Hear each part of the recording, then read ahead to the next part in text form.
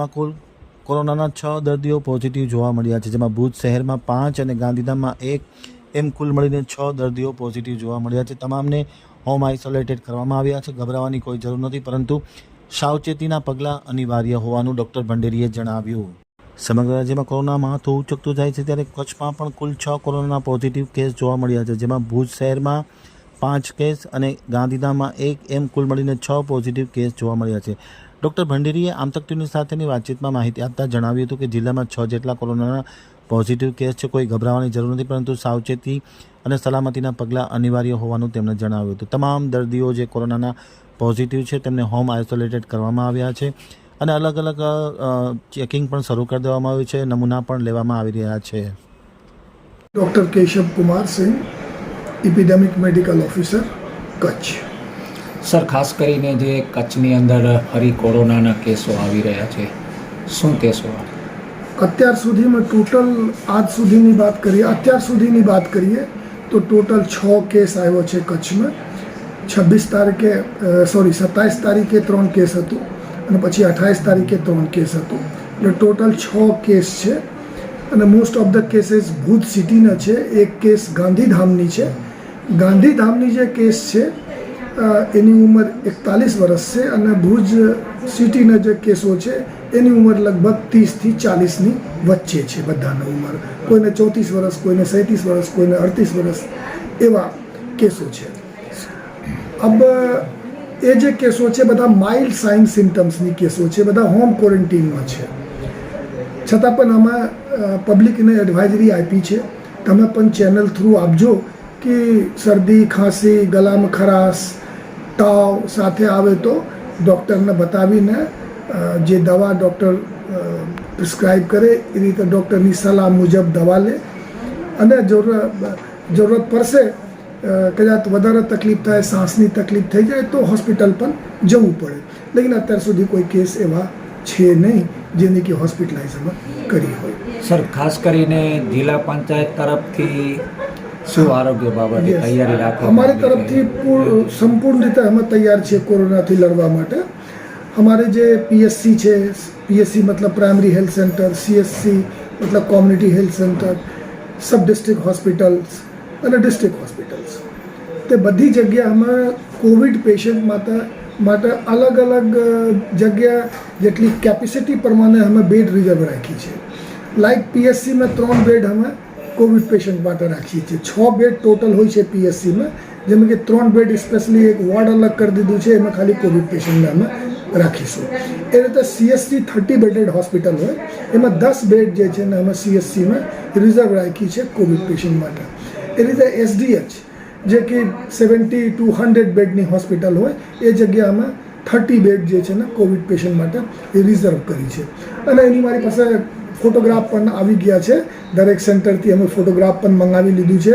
જે bed reserve કરીને રાખી છે વોર્ડમાં, એની ફોટોગ્રાફ પણ અમારી પાસે છે.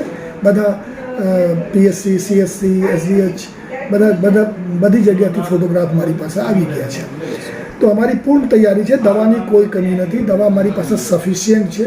પેરામેડિક્સ મારી પાસે સફિશિયન્ટ છે.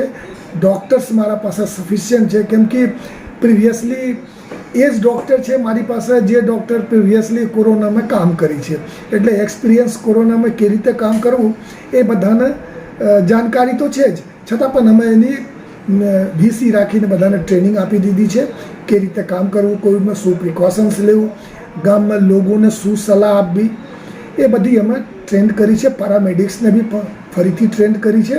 અને કચ્છ જિલ્લા પંચાયત આરોગ્ય શાખા બિલકુલ તૈયાર છે કોરોનાની એપિસોડથી લડવા માટે.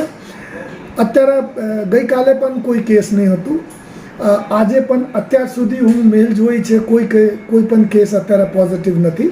હા, જ્યાં અમારો શંકા જાય છે, જેની સાઇન સિમ્ટમો છે, એની અમે સેમ્પલ પણ લઈએ છીએ અને એની ટેસ્ટિંગ માટે લેબમાં મોકલીએ છીએ. સર, ખાસ કરીને વાત કરીએ તો જે ભુજની આજુબાજુના કોઈ ગામડાઓ કે કચ્છના કોઈ પણ ગામડાઓની અંદર કોઈ સેન્ટર ઊભા કરવામાં આવ્યા છે કે આપની કોઈ ટીમ ચેક કરવા જાય છે, એવું ખરું? સેન્ટર અલગથી ઊભો કરવાની અત્યારે જરૂરત નથી. અમારો પીએસસી છે, પીએસસીમાં જે પેરામેડિકલ સ્ટાફ છે એ તો ફિલ્ડમાં ફરતા હોય, એની રૂટીન હોય. દરરોજ 30થી 40 ઘરો ફરવાનું એની રૂટીન હોય અને દરરોજ અલગ અલગ ગામ હોય, ફોર્ટ નાઇટ પ્રોગ્રામ હોય, 14 દિવસમાં એની જેટલી ગામ એની આપેલું હોય સર્વેલન્સ માટે એ ગામમાં એની જવાનું છે કમ્પલસરી. એટલે દરેક ગામની સર્વેલન્સ તો થઈ જ જાય છે. એની સિવાય મારી આશાબેન ગામના લોકલ હોય છે, એટલે આશાબેન થ્રુ પણ મારી પાસે ઇન્ફોર્મેશન આવે કે એવા પેશન્ટ છે ગામમાં, તુરંત મારો મેડિકલ ઓફિસર અથવા પેરામેડિક સુપરવાઇઝર જે છે એ જાને કોન્ટેક્ટ કરે.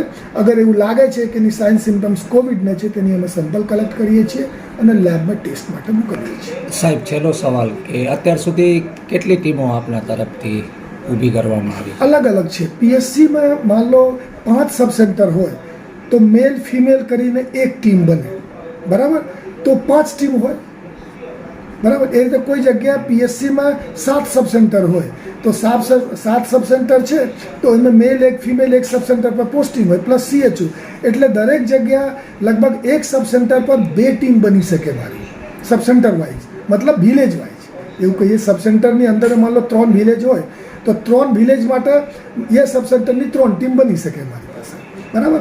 અને અલ્ટરનેટ ડે ये ગામની અમારી વિઝિટ, એ અમારી જે મેડિકલ ટીમ છે, પેરામેડિક્સની ટીમ છે, એ વિઝિટ તો કરે જ છે અને કરવાનું જ હોય રૂટીન વે. સાહેબ, તમે કચ્છની પ્રજાને કોરોનાથી બચવા માટે શું અપીલ કરશો?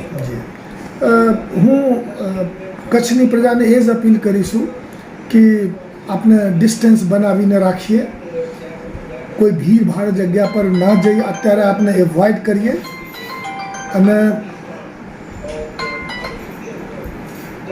કોઈ પણ માર્કેટમાં બહુ ભીડ હોય તો એવોઇડ કરીએ, કોશિશ કરીએ કે ડિસ્ટન્સ બનાવીને ચાલીએ આપણે. અને જે કોવિડની સાઇન સિમ્ટમ્સ છે, શરદી, ખાંસી, ગળામાં ખરાશ, એ બધું હોય તાવ, એ બધું હોય તો ઇમિડિયેટ અમારો પ્રાઇમરી હેલ્થ સેન્ટર હોય છે, સબ સેન્ટર્સ હોય છે, એ જગ્યા સબ સેન્ટર પર કોમ્યુનિટી હેલ્થ ઓફિસર હોય છે પોસ્ટેડ, અને પીએચસીમાં મેડિકલ ઓફિસર આયુષ પણ હોય છે, MBBS ડૉક્ટર હોય છે, એનીથી કન્સલ્ટ કરે અને જે ડૉક્ટર પ્રિસ્ક્રાઇબ કરે એ દવા લે. લેકિન આપણે ગેધરિંગથી બચવું પડશે. અગર ગેધરિંગથી નહીં બચીશું તો કોરોના ફેલવાની શક્યતા વધશે. એટલે ગેધરિંગ આપણે જેટલું ઓછી કરી શકીએ એ આપણે પબ્લિક માટે સારું રહેશે. Okay sir, thank you.